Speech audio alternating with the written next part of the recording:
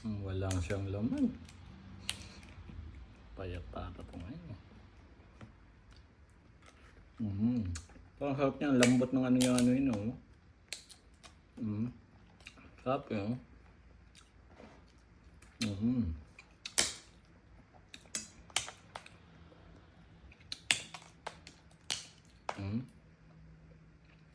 Sarap to sa suka. Sarap.